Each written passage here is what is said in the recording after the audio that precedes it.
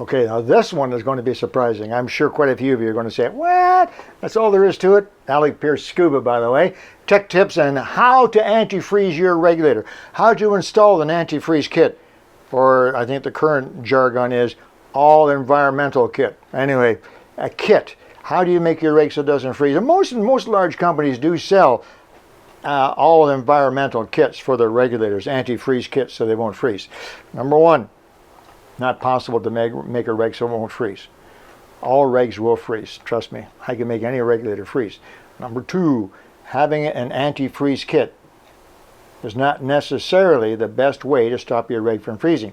If you have an antifreeze kit but you don't behave properly, you the diver, with respect to your regulator, it'll freeze.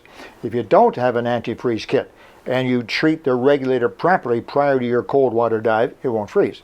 So these antifreeze kits are, a give and take. I'm not saying they're bad. They actually can be good, but they're not perfect. What I want to show you right now is just how simple they are. They really are simple. To give you an idea of how simple they are, when I started diving in the late 50s, early 60s, the very earliest single hose regulators came out. And they were a very simple contraption. Just basically a tube with some holes in it.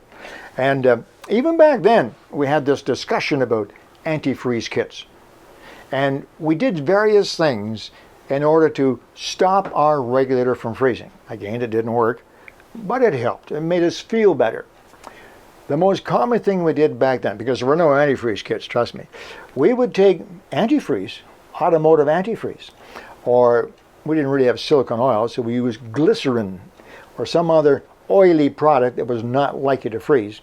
And we would dip the regulator right into it, not the whole thing, just where the holes are, where the spring is. I'm going to show you that in a minute. Dip it in so it was filled, and then we would take something soft, rubber. Balloons were commonly used. There were other things that were made of soft rubber, which I won't mention, but a balloon, let's assume it was a balloon. And we would put the balloon over the regulator and then put an elastic band around it and 2 or 3 wraps of electrical tape. And that was an antifreeze kit. And it didn't cost much. That's exactly what I'm going to show you right now.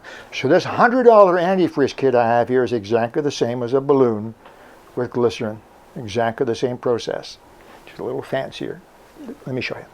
So here's a pretty standard regulator. You may recognize this regulator, you may not. It's from a major company. And this particular regulator style, it's a diaphragm regulator, is fairly common. Brand names aren't important, but US Divers, Mares, Tusa, most of the major brands do have at least one diaphragm regulator still, and they're like this. So, here's the antifreeze kit. Right here. It has exactly 4 parts. So I need to pick these up, Kevin, for the folks to see it? Yeah, I'll pick it. They have exactly 4 parts. You see there's a dome shape, which looks remarkably like that dome, doesn't it? See that? And there's an adjustment screw, which looks remarkably like that adjustment screw. And then there's a little rubber cap. And we'll call this balloon, just for fun, okay? And then there's another small threaded ring. So there's your antifreeze kit that you pay your $100 for. How do we install it? Watch. First of all, you need to remove the central adjustment screw. That's really quite simple. Screwdriver. Take it out. And that comes out. We'll put that part over there. Thank you very much, Kevin. I need that. That's the big stainless steel spring that's underneath the adjustment screw. We need to keep that. So there's the big spring. Now that is the big spring that pushes on the diaphragm down inside there. And that big spring is exactly what this adjustment screw pushes on. You just screw it in, it puts pressure on the diaphragm, you get a higher intermediate pressure. Release it, it reduces the pressure. So that spring has to come out. We're going to reuse that though. Next we need to take out this big dome. Can I get that off easily? Let me see if I can get that off. Yep. There we go, that big dome comes off. It's actually just on there tightly. I loosened it earlier with a large adjustment, large wrench. So I'm going to take off that dome and put that out. We don't need that anymore. Now underneath that, I don't know if you can see here, Kevin, there's your actual diaphragm. A little bit of sand in there. Boy, the owner of this rag wasn't very good. This is it. Oh, it's mine. This is one of my demonstration regulators. There's the actual diaphragm. If you push hard on that, you can actually feel it move a little bit. Sure, because I'm pushing the seat down, which would, if the air was turned on, would deliver air. Now on top of that diaphragm is this metal pad, and really that's all it is. It's just a metal pad. It's only on there to protect that rubber diaphragm from this hard spring. That's all it's there for. We'll leave the pad in there, of course. Now we're going to substitute this new dome. There's a new dome to replace the one that was on there. It's just that easy. We'll take that new dome and we'll put it down there. And we will, if I was installing this in the service department, I would put that on there properly. A certain torque, it would go on there snugly and tightly, and it holds the diaphragm in place. Now on top of that pad that's down in there still, I put the spring back in place. Okay, and then I take the new adjustment screw, put the new adjustment screw into place, and get her all set, and using my special big screwdriver, screw the adjustment screw back down into place. Now if you've been watching these series and you have seen the regulator service series, you know that this is the adjustment screw that's used to set the intermediate pressure. So at this point, having taken it out, we have to reset the intermediate pressure. So at this point, I will take my intermediate pressure gauge, put it onto the low pressure hose on the first stage, and I will set this exactly right until it says exactly 150. Okay, so now we have the regulator set to the correct intermediate pressure. Whew. We're right back where we were. All we've done is taken out the old dome and the old adjustment screw and replaced it with the new dome and the new adjustment screw. That's all we've done. Now that compartment, that space down in there that has the spring in it, it's not a very big space. It might hold a half an ounce.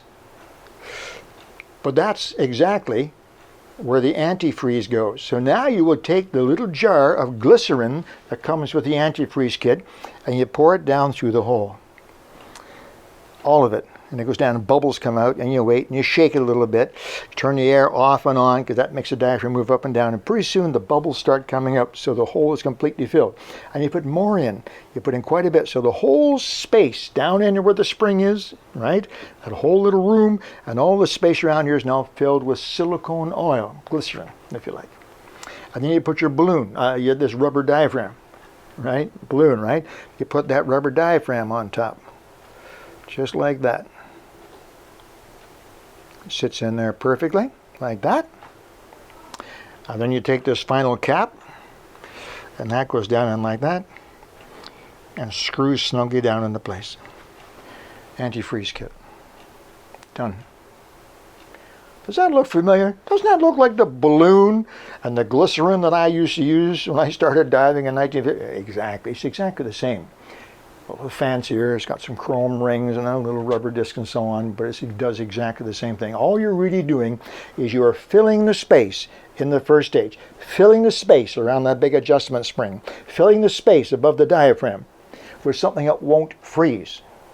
That's it. That's all you're doing. Water won't get in there, dirt won't get in there, and it may be less susceptible to freezing.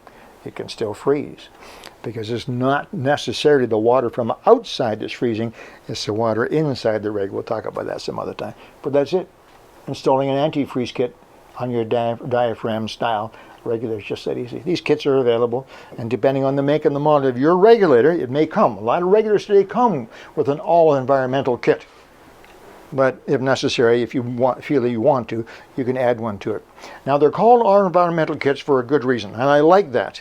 I like that term better than antifreeze. I like it better than antifreeze for a couple of reasons. First of all, it doesn't stop it from freezing. So to call it antifreeze is really a misnomer. Secondly, as I just mentioned, it not only stops water from going there, but it stops salt and sand and dirt or anything else from getting down into that chamber. And all of those things could impair the performance. They could cause corrosion on that stainless steel spring or other components. That's equally important, maybe more important. So it protects the regulator from any environmental hazards. Freezing, salt, sand, corrosion, and so on. So they're actually a pretty good idea. Oh, one thing to remember though, make sure that is removed and replaced each year when you take it in for service. Because a small problem with these is sometimes our rubber gets cracked, and what happens is salt water goes in through the crack. the glycerin comes out. So now your spring is sitting in salt water all the time. Not good. So each year they should be taken apart, clean, refilled with glycerin, and put back together. Well, there you go. Reg works perfectly because the pressure of the surrounding water pushes on this rubber diaphragm, and that pressure is transmitted right through the glycerin, provided you filled it with no air bubbles, and pushes on the regulator diaphragm. Regulator works perfectly. Really quite simple. Installing an antifreeze kit on my regulator. Couldn't be much easier than that. Hope that was interesting, illuminating for you, and you got some ideas. Okay, Alec Peirce. Talk to you again soon.